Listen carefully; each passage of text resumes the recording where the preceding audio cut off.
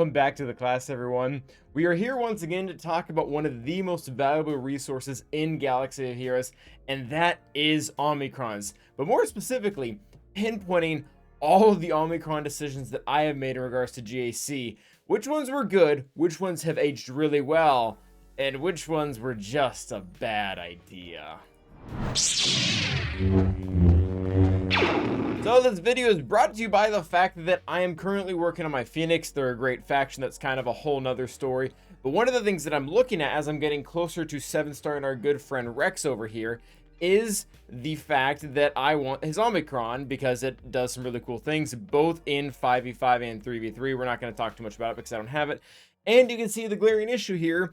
I don't have any Omicrons to give him, and I might not even have enough when he finally does get to 7 stars. And then beyond that, I don't want to just be sitting at 0 for all of time.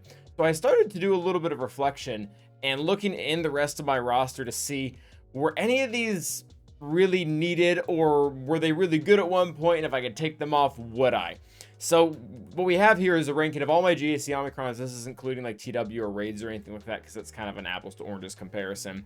And I want to go through and just tell everyone where I'm at with all of them and whether or not they can be trusted to be invested in, or if they should just be avoided entirely. So we're going to start with the worst, as you can kind of currently see right now. And again, these are my Omicrons, so I'm not going to be including any of the wider ones. If you do want to see a kind of general critique of every GAC Omicron we currently have, do check out the link below. We've done that video in the past. So first up is going to be, and everyone knows it's going to be here, she's probably going to end up in the thumbnail, it's going to be Luminar herself.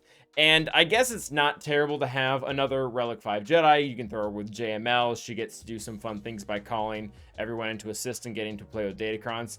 But her Omicron is just bad. And it's really sad because it's a lot of text for something that's just terrible. So it's a dispel. That within itself is kind of nice. The only issue with that is the AI does not treat it as a dispel. The AI still thinks it's a heal, so it will not use it at a lot of appropriate times. When they do have heal over times, they get critical avoidance and immune to turn meter reduction. Most of the time when there's turn meter reduction out there, it already has some type of dispel on top of it, so you're not going to get to keep the heal over time, and then you're just going to get your turn meter reduced anyways. The only exception, one of the only exceptions I can think of to this is like Colonel Stark, and like, when is that going to happen? So for the most part, it's just not very good because what it does do isn't relevant, and she won't even do it very much just because it's all contained to a special that her AI is not coded to use very much. If I had to take one Omicron from my entire roster and rip it off right now and just get the 20 mats back, it would 100% be Lumicron. And I will just go forward saying the rest of these I actually do like, and I probably wouldn't take off. There are some that are less valuable than others, but they're all still pretty good, except Luminar. You're bad. The next one we're going to talk about is Chrysanthemum, and this is going to be a little bit fun because not only is Chrysanthemum a really good character and a very relevant team, his Omicron itself is good, and but the key wording here, it's good, but it's just not relevant. If we look into what it does, this most of the time this just doesn't end up mattering at all. At the start of the battle, he gains 40% max protection. That's okay, like he's a tank, he wants to have more protection, that's definitely good. Enemies have negative 30% potency, good, but also like you really need to commit to taking away a lot of potency or giving a lot of tenacity. That's not really all that big of a game changer. If all allies were Hut Cartel, he's immune to ability block and cooldown. I'm not really sure when that's all that important. I realize that he has a good dismember debuff, but most of the time that doesn't even matter. The counter that I've been using right now against Jabba, which is CLS, he dismembers my characters all the time, and we just killing him anyways. It's not that big of a deal. And then he also gets to heal the leader whenever they fall below 50% health, and he taunts for 2 turns. And yeah, so it does a lot of stuff, all very good things. But if you just look at every counter out there that exists for Jabba, this doesn't do anything. If you're wanting to use SLKR, I mean, he'll stick around longer and you'll get to take more of his mastery. He can heal Jabba all he wants. He's going to eventually get killed in the background. The extra protection and negative potency don't really help all that much. I guess that the negative potency is a little bit nice for B2's buff immunity for that one very specific counter. So again, it's good. It just doesn't end up being all that relevant most of the time because it doesn't synergize with the rest of the things that the Jabba team is doing. But still, I like it. I'll take it. It is what it is. And next up is going to be First Order TIE Pilot. And First Order TIE Pilot, I am a little conflicted on because, again, it's good, but when you get towards the end game, and your roster just starts filling up with not only Galactic Legends, but those, one step below Galactic Legend level characters like Starkiller, Malicos, or Malgus, you just don't have room for a second First Order team. That's ultimately why he's kind of being ranked this low. I use him occasionally in 3v3 when I'm in a pinch, and he actually does good things. The extra speed being added in under a Phasma or a Hux team is pretty nice. The foresight is also great, as well as the damage on top of that. So it allows your second First Order team to actually survive. And for a lot of rosters out there that have, say, 5 or less Galactic Legends and one of them is SLKR, I imagine they still get quite a bit of use out of it, either as an offensive team or as a defensive team. But for me, it's really just fallen off right now, because I keep digging down into the well of my roster, and he's kind of at the bottom of it now, just with how large things have become. Adrad is going to be not quite a similar case. He is good, and he kind of fits my top 22 teams. That being said, this is good, but in very few situations. There are some that are relevant, but they're not like this huge long list. You'll see when we get to the later part of the video, we're going to talk about characters like Traya that just affects every single counter that she could ever be in, and you're going to end up wanting it. Right now, he gets max protection, which is good. Rogue One allies gain Spark of Rebellion for 3 turns, which is another way of saying they get a bunch of speed at the beginning, and then they get all these buffs whenever it's dispelled. So this is nice. It does create some fringe things that happen, specifically in 3v3. I've actually lost with Bad Batch versus this, because protection is very difficult to deal with when one of the things you're relying on is max health damage through exposes, and you can't even land them all that much because of the amount of tenacity that our good friend Adrad here himself has. But getting to start off with the Spark of the Rebellion is also very nice, because then you're faster out the gate and they can cause more issues right when they get going. So again, not the most relevant in the world, but it can really help in some of those edge cases and can turn losses into wins, or vice versa, depending on which side is on. Next up is going to be our good friend Zam. Zam was, when she first came out, incredible. For the longest time, I ranked her as a top 3 or top 2 or maybe even top 1 Omicron for GAC. And the issue is bounty hunters have changed quite a bit since she first come out. Most notably, we got the addition of Fennec, and Fennec allows the bounty hunters to beat their highest tier of teams, like a weak reward Vader, or I've even been using her to take out Reva teams in a 2-shot situation, because they apply so many debuffs. As soon as Bam goes and he cleanses all of them, you get contract instantly, and you can start annihilating, or disintegrating rather, Reva. So when you do that, Zam just naturally gets pushed out, because there are other characters that are doing more than she is. And don't get me wrong, she can still be nice in some situations with bounty hunters where you need that huge extra speed gap to be able to catch up, which is mostly what she's doing. I won't get into the equation right now, but typically she can get most bounty hunter teams about 70 extra speed, which is a lot. That's how they get in front of teams. They can start to get contract early, whether it be under Aura Lead or Boss Lead, depending on what they're trying to do. But again, good, yes, becoming less and less relevant for me. Next up is Vandor. It's going to be pretty much the same exact thing as First Order TIE Pilot Omicron, except it hasn't really gone all the way out of its relevancy. So the main thing this is doing is it's keeping every single character on your team prepared, and one of the important characters that Vandor loves to have on his team that will keep doing this is Vandor Chewbacca. I think I said Vandor's team. Is Vandor Chewbacca, and it's because every single time he's prepared, he is going to revive, and he can do this multiple times within the same turn. So even if there's a really strong AoE, he'll revive all 4 of the allies, because he can't stop being prepared, because as soon as he loses it, he gets it right back. And again, that's great, but I'm getting to the point where Dash is slowly starting to move. He's not quite there yet, but he's slowly starting to move out of that top 20 team relevancy, just with how things are going with the amount of Galactic Legends and Omicron heavy teams. He's not quite there, but he's starting to get pushed out a little bit. Next up is going to be Zori, which is going to be a fairly similar reaction that we had to Adrad. She's not going to change every single matchup with her Omicron, but there are a few that when they get to the tipping point, you can see a marginal change that will turn a win against them into a loss against them.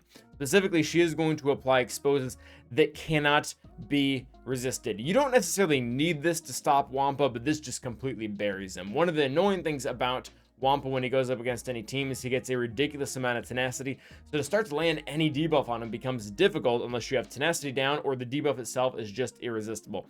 This completely fits that mold. It also just keeps teams that can typically keep moving or can kind of survive in the background. I've used Night Sisters without Marin a lot against the Finn team, and this one is what becomes really problematic, because what will happen is they'll sit there and the AoE will be really dumb. They will keep killing zombie over and over again. What's going to happen is when they circle through so many turns, Daka just builds up a bunch of exposes, and eventually Resistance Hero Finn throws his grenade targeting zombie, and it kills Daka specifically because she was loaded up with a bunch of exposed, and max health damage really does hurt the Night Sister. So good, but is only changing some win or losses on those edge cases. Next up is going to be Aphra. I do like Aphra's. I think it does change matches. My biggest gripe with it is that it is 5v5 only, and that really limits her potential. One of the great things that it does is it bolsters your BT1, who is the star of the show when you're using Aphra. BT1 is a huge damage dealer, both in single target and in AoE, which is nice. Not every character can do both those things. But one of the things that she does is whenever they inflict a debuff on an enemy, they gain 10% turn meter. BT1 has a ton of debuffs, including when he is assisting at a turn, he was going to get that because he can apply dots on his basic. And it has a lot of synergy with the rest of the debuffs, gives more potency, just has overall a lot of really great things about it that keeps helping Aphra do what she's supposed to do. Granted, she can still hit most of her highest targets without it, which is why it's kind of this low down on the list. Next up is going to be Iden. Iden should be higher. The reason why Iden is so low for me right now is purely because when we look at the rest of my Imperial Troopers, and I will fix this at some point, especially with the new raid coming up, I just have a bunch of Gear 12s that really should be at relics. I keep finding Saw or Phoenix teams on defense, and if I had a really good Iden, I would be able to take them down, but I don't. So she's kind of just stuck killing Mon Mothmas, and at where I'm at right now, that's not really that great of an Omicron. It's definitely on the lower half of my roster, having to rank them, and she could do better, but that's mostly my fault, not hers. Next up are going to be the Night Sisters, and I won't lie, I have not used Marin's once. I applied it, it looked really good, but really haven't seen it in action. I just don't get how this can be bad in every matchup. She gains her 100% turn meter, which can't be prevented. Awesome. Night Sisters love to do that. That's how you get Death Storm going. And then she also inflicts Plague constantly. So two crucial mechanics for the Night Sisters to function, and she has both of them. So I think this is going to be very good. I'm not sure in which matches it's entirely relevant, because one of the things that I like to separate when we do these videos, or do these types of videos, is I want to separate a good character from a good Omicron, because that's one of the things that gets mistaken a lot of times. You take a really good character in a vital team, and sometimes their Omicron is complete garbage, but we apply it anyways because we just assume it's a good idea. So I haven't really figured out Marin exactly where she's placed, but I do love Asajj. I have used Asajj for a couple of months now, and it is fun. Maybe not the most game-breaking thing out there, but boy, is it fun. It does add tenacity, which is great for Marin, because then she doesn't get as many thermals when you're going up against a Java team. The extra health and potency is always nice. The potency is relevant because when we use our AoE here, we're going to be applying healing immunity, which comes also from the Omicron, and healing immunity and Plague, when paired together, are just terrible to deal with. The biggest reason why they're kind of falling lower on the list is because this essentially has no defensive viability. Very similar, a little similar, to the Lumicron. The AI does not know how to use Endless Wrath correctly. It specifically waits until there's an enemy in the red because it wants to get the finishing blow. Terrible strategy, by the way. When you're playing this on offense, you almost want to spam this every single time, unless you want to use a basic to be able to get the deaths going to cycle through cooldowns and stuff like that. But for the most part, the healing immunity is what you're after. And then one of my favorite mechanics in the entirety of this game is lowering defense and max health, and she can do it. She can't do it against Galactic Legends, but I've used this as a tool before to take down Malguses, where I've been out of my Nihilus or my Mando or whoever can just annihilate him. He's just sitting there. I'll come with Asajj and have her specifically lower all of his max health and defense and just kill him.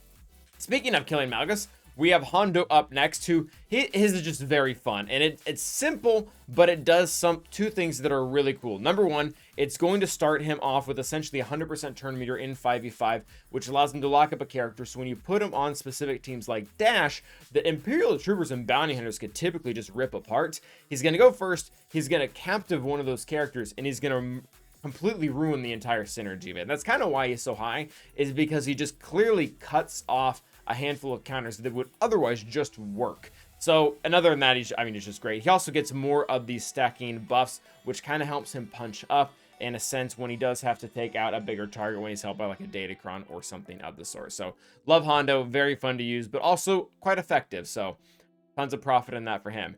Next up is going to be Tusken Raider. And you're going to notice it was probably a little bit ago, but somewhere around here, these are going to start to get really good. And I would highly recommend most of these from here on out to everyone who's highly invested in GAC. And it's Tusken Raider. Tusken Raider does have a lot against him because it's 3v3, but the strength in numbers typically isn't all that good, except when you get Chieftain in Warrior, if you get Chieftain in Warrior, and you pair the Tusken Raider onto the team, they are hugely difficult to deal with. The only thing that I've consistently beat them with so far is General Skywalker. I've tried a bunch of other stuff, but once the team is actually at Relics and has the Omicron, it becomes immensely difficult. And I bet a few people are wondering, why are we doing this instead of Boba Fett, or rather Dad Bod Boba Fett? And the reason why is Dad Bod Boba Fett can be beat by Padme Gideon. This cannot. You essentially have these constantly reviving tanks, so that kind of cuts that counter out entirely. And also, in Dad Bod Boba's defense, he can be used very well on a boss team with Mando because he really gets around taunts very easily, get contract, annihilate whoever it is that you're trying to go after. Next up is going to be our good friend Seer. She does a little bit before you get Malicos. When you look at her leadership ability, it kind of completely kicks Daze in the butt, which is relevant because one of the most important counters against Seer is Bad Batch. So just by applying this, you're immune to it. It never happens. You're fine. There's some other really nice stuff in here that's great to have as well. We won't go into great detail about.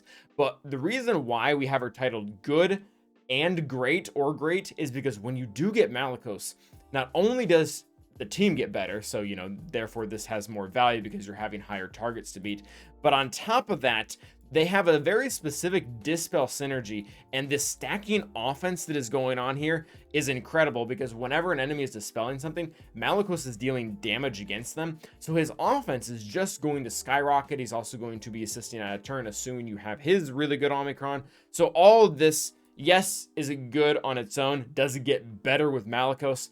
It certainly does. That's one of the reasons why he can have such lethal damage, is because he gets that stacking to the point where he can probably have 200% extra offense going into the match. It does have a time limit of two turns, so you will lose it eventually, but you'll probably gain it back for the next 2 turns.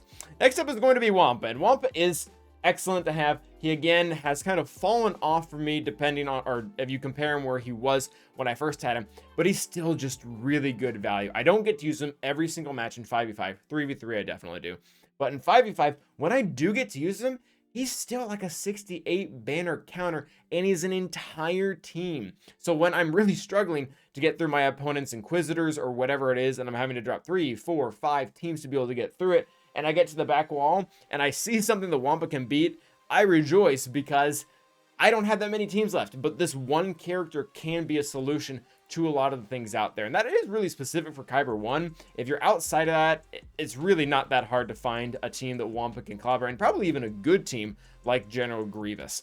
Next up is going to be Third Sister. I guess speaking of Inquisitors, we'll talk about Reva. And the reason why she's this low on the list and she's not really at the really high parts, spoiler alert, where Star Killer is because most of her kit is already ridiculously strong and will already beat multiple Galactic Legends in multiple game modes without having to have the Omicron. So that's the reason why she's low. It's not because she's bad. She's very good. She's quite broken, in fact. But what her leadership does isn't necessary for her to kill JML and JMK, being the fact that they get locked to death mark whenever they get a cleanse on their own turn. So, think of any time JML or JMK does that, this pretty much just wipes them right out. But even without that, if we start looking at the rest of her abilities, I talk about Reckless Sweep a lot, her special, which does not require an Omicron to be able to do this. It has locked healing immunity and locked defense down on all enemies for 2 turns, which means it's essentially a death sentence once you apply it, assuming you're doing any damage at all with 8th Brother and Grand Inquisitor. They just can't take it because not only can they not heal, but they have reduced defense against it as well. So you really are packing on the punches, again, without the Omicron. The Omicron's good, but Reva's better. Next up is going to be Ben Swolo. So Ben, he does change quite a bit. One of the big conditions that he has is he really wants to be with Rey. He can do some fun things with JTR, but for the most part, this just radically changes most counters for Rey. A while ago, I used to use a multitude of counters versus Ray. I had kind of some versatility depending on what was placed on the board. Sometimes I would use C, sometimes I would use JML. I typically didn't even use Star Killer because I just didn't need to. I kind of like to use him other places. But ever since Ben came into the game, both with his really stupid throwing you back and forth with the revives thing, as well as with his obscured Omicron, we're going to kind of rank these two together. He completely shuts down several counters and makes them really annoying to deal with in 5v5, but especially in 3v3. Having to constantly go back and kill him before killing Ray with JML in 3v3 is just a complete nightmare, because JML is taking twice as many turns as both of his allies, and you have to line up just right so you can kill him with one hit, and then someone come in, and you have to be able to kill Ray essentially with that next hit. It's very annoying, and he helps that matchup. That is one of the more important matchups currently in the game right now with Galactic Legends and countering them. So having him in there to kind of isolate what your opponent can do is very good. Next up is going to be my personal favorite. I wanted to rank him higher. He's good, but he's not better than Star Killer. I guess we're gonna talk up Star Killer this entire time. But Qui-Gon Jinn, gosh, has this guy aged well. I love this team from every respect. I use it every single match on offense. You can use it on defense with some really good modding in there, or even if you're lower down, you can just throw Jedi Anakin and watch him blow some stuff up. But the team itself is just fairly accessible. What you have to have is Jedi Anakin and a group of Galactic Republic Jedi, but you can use kind of the really weak ones like Kit Fisto, Imagandai, and Jedi Knight Guardian. You don't need to have the premier ones like Mace, but even if you want to, these are some pretty accessible characters. Putting Ayla, Barriss, Ahsoka Tano, or not even Ahsoka Tano, putting in Mace, you can make a really stellar Qui-Gon Jinn team that can take out a lot of targets without having to really break the bank. For me right now, they're beating Tuskens. They're actually one of the few counters that has an outside shot at beating the Seer Malicos team as well, just because of the Datacron right now that's increasing all their damage via Foresight. But I've just always loved it. It's a fun team to use, because sometimes when you're with a group of people or you're sending messages on Discord or whatever you're doing, and you're like, you think this will work? I don't know. You go in, you don't expect it to work. Jedi Anakin blows up half the team, and it's a really fun time. So effective, fun, overall good, and just ages really well and very accessible. Next up is going to be Savage. Savage fits really well into a Traya team. He can also solo quite a few teams. But one of the things that I think people haven't tapped into yet with his Omicron, where he is going to get a ton of defense, speed, a lot of other stats, and this continually cleanse himself, is Savage has plug-and-play viability, where you can throw him into a number of teams, and he just starts screwing a bunch of stuff up. Like if you put him in a Grievous team, Wampa, assuming you have your Savage modded correctly, can't get through him because it constantly cleanses the healing immunity, and he can't build Daunts against him, so he can't get damaged that way. And you can, sure, your Grievous on the team will die, but Savage will kind of interrupt those type of interactions. And you can put him on a few different teams. You can put him on a C to also block Grievous versus C, just because, again, he constantly keeps cleansing, taking turns, interrupting what they're doing, and just making the whole match take forever because you can't actually get to Sith Eternal to get the kill on him. So very good. Also versatile, can be used in a lot of different places. So this one is a bit of a hot take because he's such a new character. We've only had 1 week of them, but Terran Malicos, my goodness, this team looks good without really a simple solution.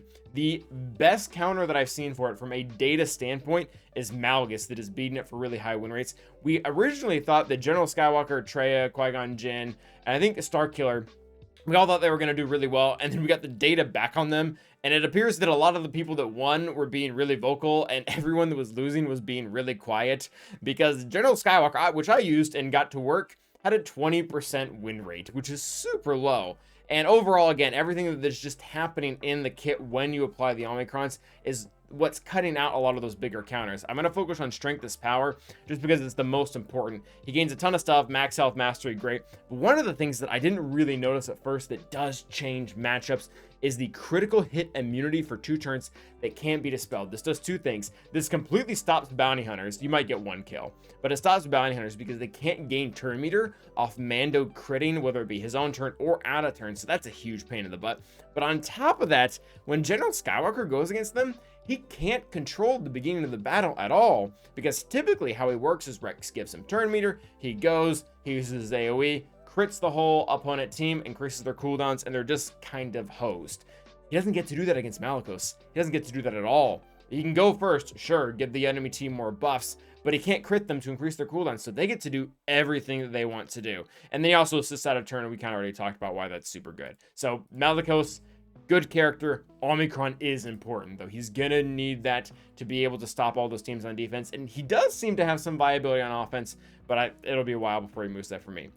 Next up is going to be our good friend Malgus, and this one is a big deal because one of the things that most people have accepted against Malgus is just using Sith Eternal. You can use General Skywalker versus some of the weaker ones if you kind of have an advantage in some ways or just really good RNG, but for the most part, after you apply the leadership, just with the amount of buffs that are in this between the critical avoidance, the mastery, the speed, the reduction of everything, him getting 60 speed himself, you're essentially obligating your opponent to have to use a Galactic Legend against it. And when a non-Galactic Legend team is demanding that a Galactic Legend team beat it most of the time, that's great value. That they're constantly having to punch down against you and they can't be very efficient with their offensive and defensive plan.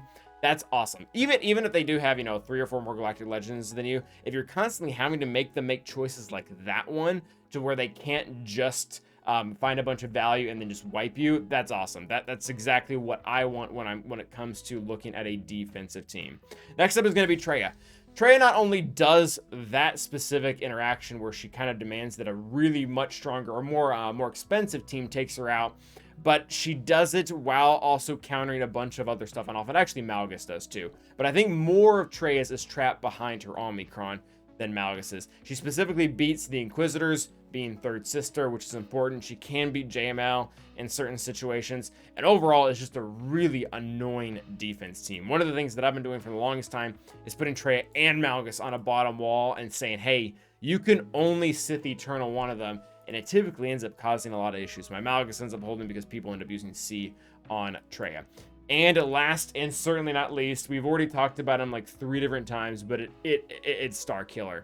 And the reason why, yeah, it's really good. I could sit here and list off all the bonuses, but at the end of the day, this is killing Rey and most variations of Rey consistently well. And that's important because Rey is a top 3 defensive team in the entire game, and quite frankly, just isn't going anywhere. One of the reasons why she's so viable is because her kit doesn't have anything specific to resistance. It's all light side. So every time we get all these new light side characters like Zori or Cal, it just makes things so much harder. Like I said at the beginning of the video, when she got Ben, that really hurt the C and JML counters.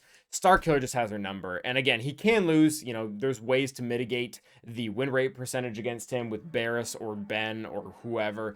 But he can still do it in most cases if you have him modded, Omicron well, all the right things going for you. And he can do more than that. He's not just like penciled in to being a regular. He can beat JML too. He can beat some other counters depending on where things are at. He's not totally terrible on defense. If your opponent's doing something with Grievous, they can find themselves in a pickle against him, especially with how little he's placed on defense. A lot of people don't know how to handle him, especially if they don't have Grievous anymore. That is going to be the list of all our Omicrons and really how they pertain to my roster. Let me know what you think, and I would be curious to know, guys, what's your Lumicron? What is the Omicron that if you really could have the option to take back, what would it be? But until next time, guys, stay awesome.